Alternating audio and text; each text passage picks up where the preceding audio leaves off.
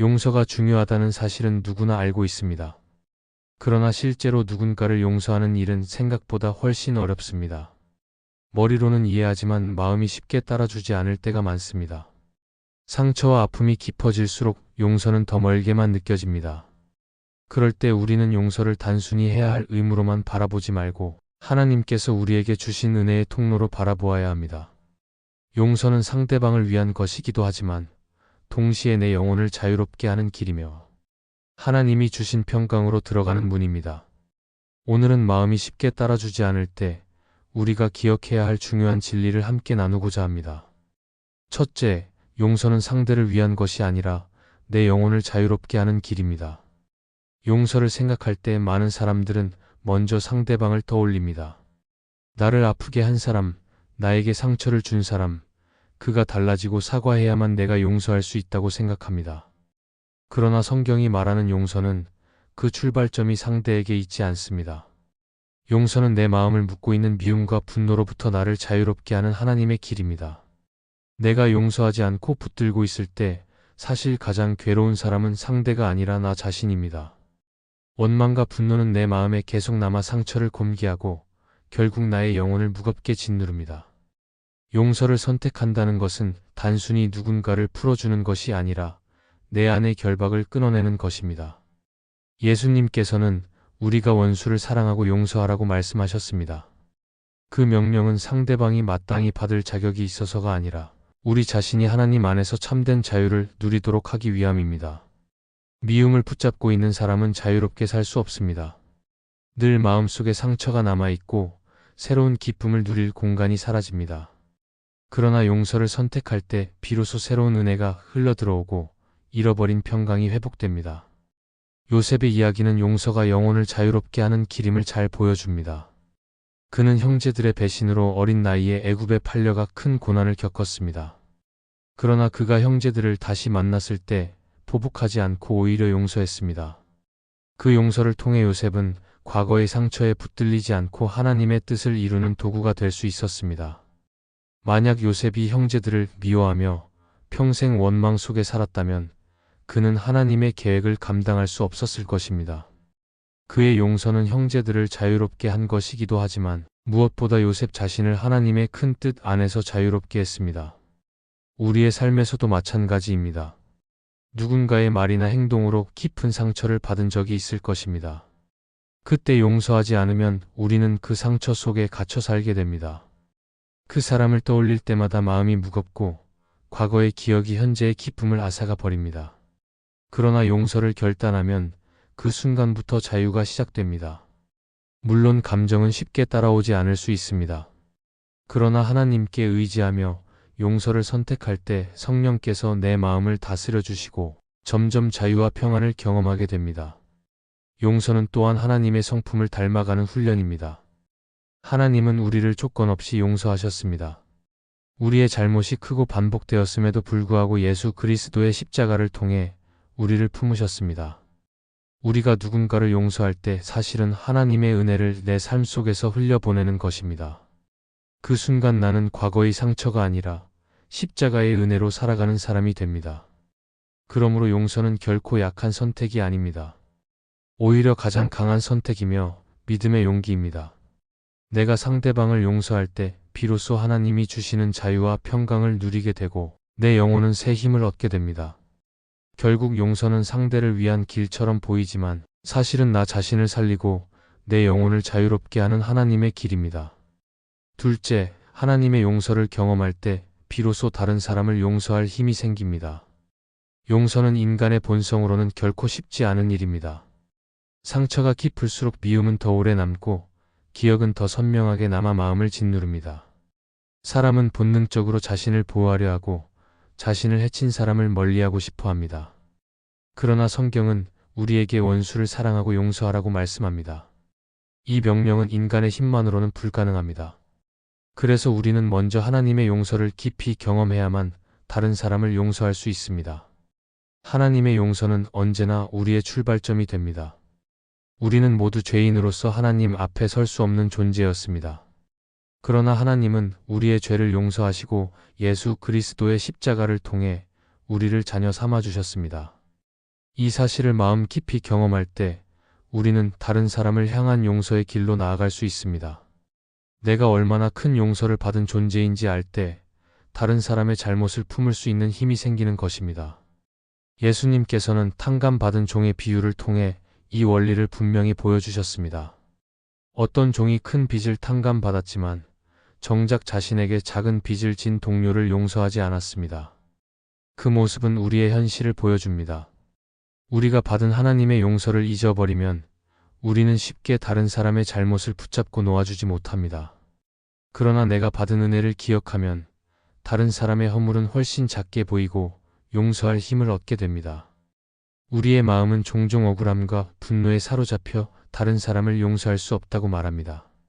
그러나 하나님의 용서를 경험한 사람은 다르게 반응합니다. 하나님께서 나를 조건 없이 품으셨음을 기억할 때 나는 더 이상 상대가 변해야만 용서할 수 있다고 생각하지 않습니다. 하나님이 나를 먼저 품으셨듯이 나도 그 사람을 품을 수 있습니다. 용서는 내 감정에서 나오는 것이 아니라 하나님께 받은 은혜에서 흘러나오기 때문입니다. 하나님의 용서를 경험하는 것은 단순한 교리적 지식이 아닙니다. 말씀과 기도 속에서 그 은혜를 실제로 느끼고 내 삶의 죄와 연약함이 얼마나 깊은지 깨닫는 것입니다. 그럴 때 우리는 다른 사람을 정죄하던 태도에서 벗어나 동일한 은혜가 필요한 존재임을 보게 됩니다. 결국 하나님의 용서를 경험한다는 것은 내가 누구인지, 하나님이 어떤 분이신지를 아는 데서 시작됩니다. 하나님은 우리의 허물을 다 아시면서도 용서하셨고 그 사랑을 통해 우리를 새롭게 하셨습니다. 이 경험이 있을 때 다른 사람을 향해 용서의 문을 열 수 있습니다. 따라서 용서가 어렵게 느껴질 때마다 우리는 먼저 십자가 앞에 서야 합니다. 내가 어떤 은혜로 살아가고 있는지 다시 떠올려야 합니다. 십자가의 사랑을 깊이 경험할수록 내 마음은 더 부드러워지고 용서를 선택할 수 있는 힘을 얻게 됩니다. 하나님의 용서는 언제나 먼저 주어졌고 그 은혜를 경험하는 사람은 다른 사람에게도 용서를 흘려보내는 삶을 살게 됩니다. 결국 하나님의 용서를 경험하지 못하면 우리는 끝없이 상처 속에 갇히지만 그 용서를 깊이 누릴 때 우리는 자유로워지고 다른 사람을 향해 용서할 수 있는 새로운 길을 걷게 됩니다. 셋째, 용서를 미루면 미룰수록 내 안의 어둠은 커집니다. 용서가 어렵다는 것을 아는 순간 우리는 종종 마음속으로 이렇게 생각합니다. 지금은 도저히 할 수 없으니 나중에 마음이 좀 풀리면 그때 용서하겠다고 미루게 됩니다. 그러나 용서는 시간이 지나면 자연스럽게 이루어지는 것이 아닙니다. 오히려 시간이 지나면 상처는 더 깊어지고 미움은 뿌리를 내려 마음을 더 단단히 붙잡아 버립니다. 그래서 용서를 미루는 것은 나를 위한 것 같지만 결국 내 영혼을 더 큰 어둠 속에 가두는 선택이 됩니다. 상처를 입은 순간 우리의 마음에는 작은 틈이 생깁니다. 그 틈을 그대로 두면 미움과 분노가 스며들어 점점 더 큰 틈으로 벌어지게 됩니다. 처음에는 단순한 불편함이었는데 시간이 흐르면서 원망으로 바뀌고 결국은 그 사람을 바라보는 눈과 태도까지 바꾸어 버립니다. 그리고 그 어둠은 상대에게만 향하는 것이 아니라 내 삶 전체를 지배하게 됩니다.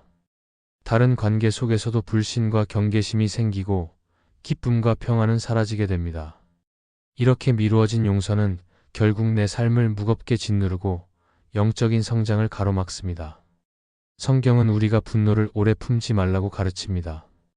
에베소서에는 해가 지도록 분을 품지 말라고 말씀합니다.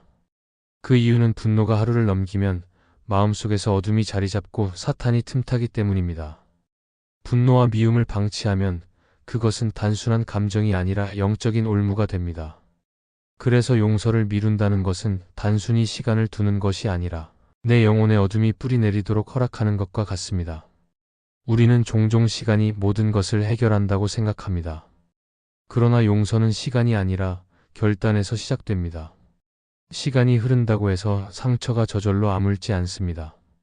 오히려 시간이 지나면 그 상처는 더 굳어지고 기억은 왜곡되어 더 깊은 미움으로 남을 수 있습니다. 그러므로 용서를 미루는 것은 지혜로운 선택이 아니라 더 큰 고통을 불러오는 선택입니다.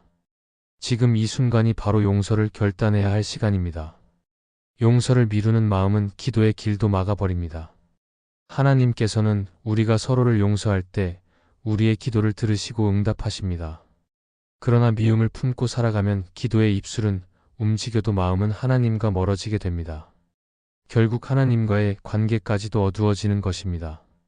그래서 용서는 단순히 인간관계의 문제가 아니라 하나님과의 관계를 회복하는 영적 문제입니다. 우리의 삶은 늘 선택의 연속입니다.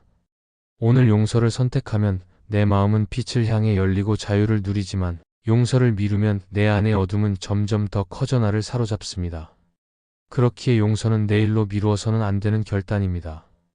오늘 이 자리에서 하나님 앞에 나아가 내 마음을 내려놓고 용서를 선택해야 합니다. 그때 내 안에 자리 잡은 어둠은 물러가고 하나님이 주시는 참된 평강과 자유가 임하게 될 것입니다. 결국 용서를 미룬다는 것은 내 영혼의 자유를 미루는 것입니다. 하나님은 오늘 우리에게 빛 가운데 서기를 원하시고 상처와 미움이 아닌 용서와 사랑 안에서 살기를 원하십니다. 그러므로 용서를 주저하지 말고 지금 결단해야 합니다. 그 순간부터 내 안의 어둠은 사라지고 하나님의 빛이 내 삶을 비추며 새로운 길을 열어주실 것입니다. 넷째, 용서는 과거를 바꾸는 것이 아니라 미래를 새롭게 여는 열쇠입니다. 우리가 용서를 어려워하는 이유 중 하나는 상처 준 사람이 한 행동이 지워지지 않기 때문입니다. 기억 속의 아픔은 여전히 선명하고 그때의 감정은 다시 떠올라 마음을 무겁게 합니다. 그래서 우리는 용서하면 과거가 없었던 것처럼 사라져야 한다고 오해합니다. 그러나 용서는 과거를 지워버리는 일이 아닙니다. 용서는 여전히 남아있는 상처와 기억을 가지고도 그것이 더 이상 나를 지배하지 못하도록 미래를 향해 나아가는 선택입니다. 용서를 결단한다는 것은 과거의 사건을 다시 해석하는 일입니다. 여전히 아픔은 남아있지만 하나님 안에서 그것을 새로운 시선으로 바라보게 됩니다.